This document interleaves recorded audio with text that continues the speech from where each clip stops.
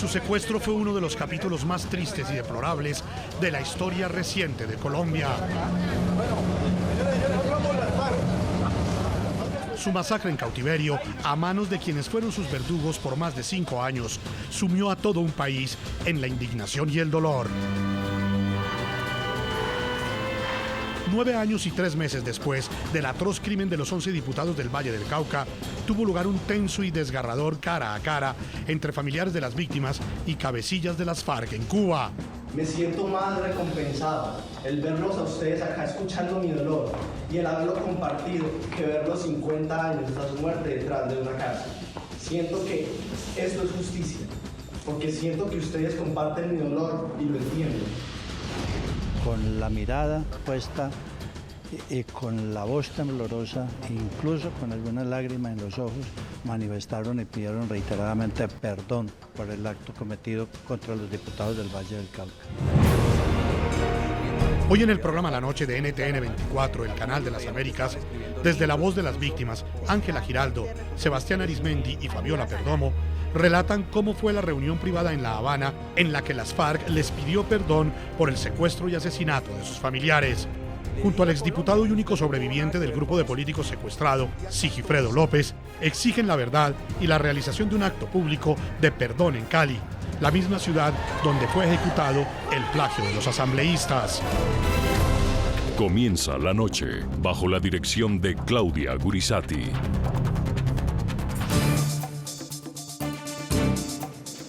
La noche, bajo la dirección de Claudia Gurisati, enciende las luces para que usted vea el punto clave de la noticia. Soy Jason Calderón, bienvenidos todos. La noticia, el tenso y doloroso cara a cara que un grupo de familiares de los 11 diputados del departamento del Valle del Cauca sostuvo con cabecillas de las FARC, la agrupación que fue responsable del secuestro de los asambleístas colombianos en abril de 2002 y de su asesinato en cautiverio en junio de 2007. La noticia, en el encuentro realizado de forma privada en La Habana, Cuba, las FARC pidieron perdón y reconocieron su responsabilidad en la masacre de los diputados. El punto clave de la noticia, las peticiones concretas y que por escrito los familiares de los políticos asesinados le hicieron de forma directa a la guerrilla con la que el gobierno colombiano pactó un acuerdo de paz que será formalizado el próximo 26 de septiembre. Entre las exigencias están, por ejemplo, realizar un acto público de perdón y reivindicación del sacrificio de los diputados por parte de las FARC, dice una carta de las familias. También una fundamental, indiscutiblemente necesaria para las familias que soportaron el flagelo del secuestro y el asesinato de sus seres queridos. Y esa es la verdad. Ellos exigen que las FARC digan toda la verdad sobre los autores materiales y los hechos que rodearon este plagio y la posterior masacre.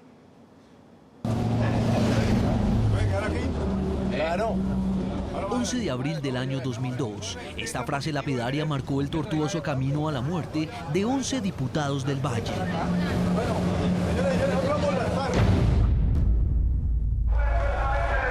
La organización criminal de las FARC había secuestrado a la mitad de quienes conformaban la Asamblea Departamental del Valle. Eran las 10 de la mañana y los terroristas de las FARC lograban su cometido criminal sin ninguna baja para su grupo y en pleno centro de la ciudad de Cali. Se hicieron pasar por soldados, dijeron que las FARC habían puesto una bomba en el edificio y otra muy cerca, en la gobernación, dieron la orden de evacuar. Los diputados, ante la dimensión de la noticia, salieron por la puerta de un sótano, se montaron en un bus que no tenían idea era conducido por sus verdugos. Tenemos información que en el interior de estas instalaciones hay una bomba. Una semana antes del secuestro, en un campamento a 2 horas del centro de Cali, los terroristas ensayaban cada uno de los puntos del macabro plan. Nadie de los que estamos aquí va a actuar de ninguna manera. Las FARC buscaban secuestrar a estos y otros altos funcionarios del gobierno colombiano para presionar al entonces presidente Andrés Pastrana a un acuerdo humanitario e intercambiar militares, civiles y políticos por terroristas presos. Presidente del Congreso de la República de Colombia. Con la llegada de Álvaro Uribe Vélez a la presidencia y las primeras pruebas de supervivencia, los familiares de los secuestrados vislumbraron una luz de esperanza. Para continuar luchando por una Colombia mejor. 5 años pasaron y las FARC nunca entregaron las llaves de la libertad. En junio del 2007, a través de un comunicado, la organización criminal anunció que el día 18 de ese mismo mes, 11 de los 12 diputados secuestrados murieron, según ellos, como resultado de un fuego cruzado con un grupo militar sin identificar. En noviembre del mismo año, la Fiscalía determinó que los legisladores fueron asesinados con impactos de bala en la espalda y cuando recién se habían bañado. Sin embargo, toda la verdad sobre la muerte de los dirigentes políticos del Valle del Cauca se iba a conocer un año después, gracias a la información recabada en los computadores de alias Raúl Reyes, terrorista abatido en territorio ecuatoriano por el ejército colombiano. Las autoridades descubrieron varios correos electrónicos de cómo miembros del secretariado de las FARC trataron de ocultar la verdad sobre el hecho.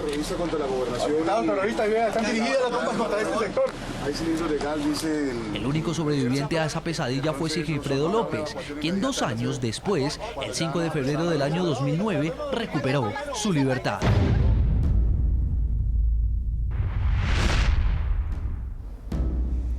Los invitamos a ustedes, a nuestros televidentes, a que participen desde ya sobre nuestro tema de hoy. Vamos a hacer una pregunta en Twitter y es la siguiente. Además de las peticiones de perdón, ¿qué más cree usted que deberían hacer las FARC para lograr una reparación integral de sus víctimas? Pueden escribirnos a través de las cuentas de Twitter de nuestro programa La Noche y también las de nuestro equipo periodístico. Y quiero saludar a esta hora a nuestros invitados. En nuestros estudios de NTN 24 está con nosotros Ángela Giraldo, ella es hermana de Francisco Javier Giraldo, uno de los diputados del Valle del Cauca que fue secuestrado y asesinado por las FARC. Ese era el más joven de todos. Ángela, es un gusto tenerla con nosotros en el programa.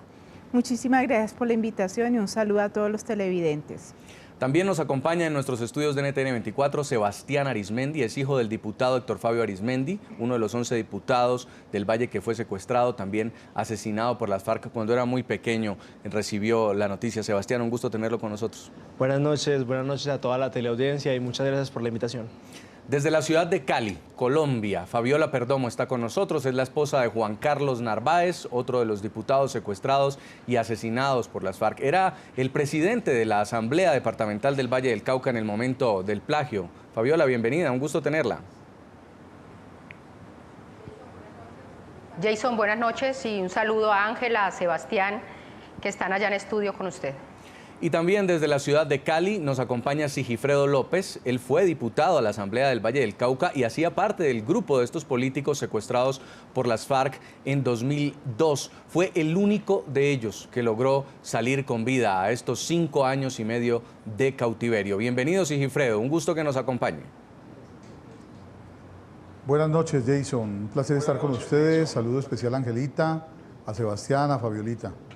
Pues hoy, desde la voz de ustedes, los familiares de los diputados y usted, diputado, que también ejercía este puesto cuando fue secuestrado, queremos contarle a los colombianos lo que significó este encuentro donde las FARC por primera vez empiezan a pedir perdón o a manifestar una intención de pedir ese perdón. Y quiero empezar con Fabiola Perdomo para que nos relate un poco ¿qué significó este viaje a Cuba y cómo fue ese primer encuentro? Después de esperar durante muchos años, ver cara a cara al verdugo de su esposo, ¿cómo lo describe?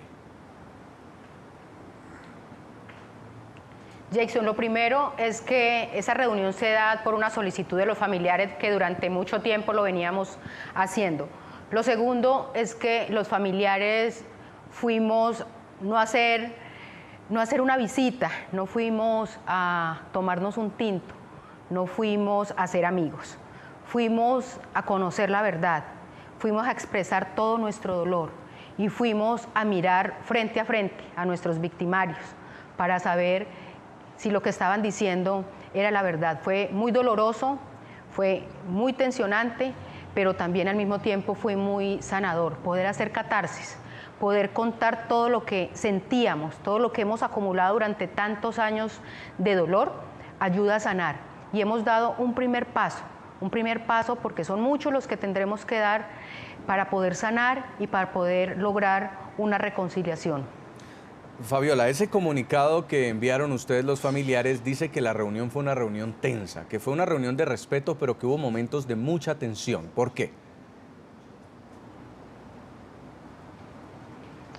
porque no sabíamos cómo íbamos a reaccionar, no sabíamos cuál era la actitud de ellos, no sabíamos cuál era la verdad, qué iba a pasar en ese momento, pero al mismo tiempo la tensión era producto de la rabia que sentíamos, de ese dolor inmenso que no cabía en nuestro corazón y bueno, todos teníamos una cantidad de sentimientos en ese momento que se convirtió en una gran bomba que explotó y que explotamos con lágrimas, con reclamos y con pronunciamientos muy fuertes sobre lo que ellos habían hecho, que nos había cambiado la vida, que nos había dañado la vida. Ángela Giraldo, hermana de Francisco Javier Giraldo, era un día antes de cumplirse 9 años del sepelio de su hermano y de los demás diputados. En La Habana ven ustedes entrar a este salón a Pablo Catatumbo, que era el comandante del bloque que estaba a cargo de los diputados que estaban secuestrados, a Iván Márquez, también del secretariado de las FARC, y a Joaquín Gómez. ¿Cómo fue ese momento? ¿Verlos a los ojos o si hubo un estrechón de manos? ¿Qué fue lo que pasó? Bueno, Jason, ellos entraron al salón y nos saludaron a cada uno de nosotros. Fue un saludo de mano. Fue impactante realmente porque no estábamos preparados, no sabíamos por dónde iban a entrar ni de qué manera se iba a hacer la reunión. Así que cuando los vemos al frente y vemos que nos están dando la mano, pues uno siente... Primero, uno no es consciente si desea o no saludarlos de mano y finalmente uno dice, bueno, me está brindando la mano, tengo que responder igual y obviamente uno los saluda. Fue un momento muy fuerte, para mí era la segunda vez que estaba en estas reuniones del acuerdo de paz y ya había como elaborado una primera etapa, pero hubo familiares que fue demasiado impactante. Diana Echeverry le cogió la mano a Joaquín Gómez y no era capaz de soltársela porque el impacto de ella fue muy fuerte y le decía, mirándolo a los ojos, ¿por qué a nosotros? ¿Por qué nos hizo esto a nosotros? ¿Por qué tenía que ser contra nosotros? Y ella entró en shock. Carolina Charri pues no quería saludarlos, pero en el desarrollo de la reunión vimos como las posiciones de los familiares y ya después de hablar sobre todo el dolor que tenían en sus corazones, ya la posición fue cambiando y la reunión ya se fue tornando un poco más fácil de manejar. Sebastián Arizmendi hoy tiene 19 años, hijo del diputado Héctor Fabio Arizmendi. Cuando él tenía 4 años se dio cuenta de que habían secuestrado a su papá y a los 9 que lo habían asesinado unas personas que dirigían una organización que se llamaba FARC. Sebastián, ¿usted pudo verlos finalmente, a esos señores que alguna vez en fotos, en televisión, le decían eran los asesinos de su padre? ¿Cómo describe desde su punto de vista ese encuentro? Buenas noches. Mira, Jason, como he dicho y he estado analizando durante estos días este encuentro, creo que es un rompimiento de una barrera de miedo que siempre he tenido en mi corazón. Porque siempre he visto a las FARC desde mi crecimiento, 4 años de edad, como algo grande, con poder y con armas, con poder de destrucción hacia nosotros. Entonces yo fui creciendo con muchos miedos, con miedos de saber de que en cualquier momento mi papá lo podrían matar, de que también posiblemente en cualquier momento podrían entrar a mi hogar, a mi familia, porque a veces nos sentíamos vigilados. Entonces eso era un problema. Y bueno, fui creciendo con estos miedos. Pero este viaje a La Habana me hizo romperlos. Me hizo que ver a esas personas, aunque fue impactante, me hizo quitar esos miedos que psicológicamente siempre los he tenido. Y una anécdota que me pasó esa noche fue que yo ya llegué a mi casa con mi madre y mi hermano y les digo, quiero dormir con ustedes porque quiero estar en familia. Pero inmediatamente pienso algo, y es que cuando a mi papá lo secuestran, yo entro en el miedo y ese miedo me lleva a dormir durante todo el secuestro de mi padre y casi mucho tiempo después de la muerte de mi papá, a dormir con mi mamá. Yo dormí con mi mamá mucho tiempo. Entonces siempre psicológicamente esa imagen la tuve asociada de miedo con dormir con mi mamá. Entonces cuando me di cuenta de eso, decidí mejor ir a dormir solo y decir, ya no tengo miedo, ya no más, y acabo de romper esa barrera que siempre había tenido. Al momento cuando están ingresando los miembros del secretariado de las FARC, ¿usted les da la mano? Bueno, ese momento fue impactante porque entraron varias personas al mismo tiempo, como dice Angelita. A la primera persona que pasó, yo no le di la mano, simplemente agaché la cabeza y con mis gestos le dije que era mejor así. Es mejor así, todavía no sabíamos ni siquiera qué querían ellos y que cómo iba a ser la reacción y cómo iba a ser el movimiento de esta reunión, ¿cierto? Entonces, la primera persona que pasa, yo no le doy la mano. Ya después veo que la situación fue llevando a que se diera la mano, pero por respeto simplemente a la situación del momento, y le doy la mano a Iván Márquez en ese momento porque fue el último que entró, pero a ningún otro le doy la mano. Sigifredo López, el único de los diputados que logró salir con vida de este atroz secuestro. Sigifredo, también usted hizo un pronunciamiento, hizo unas peticiones a las FARC tras esta reunión, pero fue el gran ausente. ¿Por qué no viajó a Cuba? Jason, buenas noches. Tenía unos compromisos familiares que atender que requerían de mi presencia. Además de eso, mi mamá estaba muy nerviosa. El daño que nos han hecho es tanto que las personas asimilan de manera distinta el daño. Mi mamá no quería que yo fuera, me pidió expresamente que no fuera. De una manera valiente, mi esposa dijo, yo voy, y ella fue en representación de mi familia y estuvo allá. Efectivamente, yo hice una carta, donde establecía mi modo de pensar frente a esa petición de perdón. Solicitaba que fuera en Cali, que fuera público el acto, que tenía que estar precedido de toda la confesión sobre la verdad de los hechos del secuestro y de la masacre, y que además tenía que hacerse después del 2 de octubre para que no se confundiera y tergiversara por ningún acto de campaña electoral del plebiscito. Para usted, Sigifredo, también hubiera sido un momento muy duro tener que ver a Pablo Catatumbo, al hombre que fue el autor intelectual de su secuestro. Claro que sí, es muy duro tener al frente al torturador, a quien le ha causado tanto daño.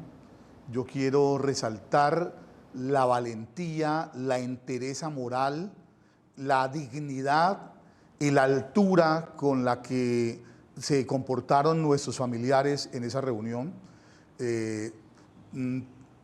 Avergonzaron a los FARC, ellos mismos lo expresaron así, dijeron que era el hecho que más vergüenza les había causado en 50 años de guerra, pidieron perdón y esperaban que el perdón les fuera concedido. Yo pregunté varias veces de primera mano esa misma noche, sobre todo a Fabiola, a mi esposa, a Carolina Charri, a Dianita Echeverri, que qué pensaban de esa solicitud de perdón, y todos coincidieron en expresarme que lo sintieron sincero, razón por la cual considero que este hecho es supremamente importante, porque una cosa es el perdón individual, que lo hace la víctima, lo procesa después de un duelo para pasar la página y poder reiniciar la vida, y otra cosa es un perdón colectivo, un perdón ciudadano, después de décadas de daños y de agravios causados por una organización como las FARC a la sociedad colombiana, y eso sí requiere indispensablemente de una solicitud de perdón de parte del victimario. Por eso me parece muy importante el hecho de que ellos hayan pedido perdón, que lo hagan públicamente de una manera sincera ante cámaras de televisión y que lo vea todo el mundo como ocurrió en Sudáfrica, para que la sociedad colombiana pueda perdonarlos y podamos iniciar un camino hacia la verdadera reconciliación del país.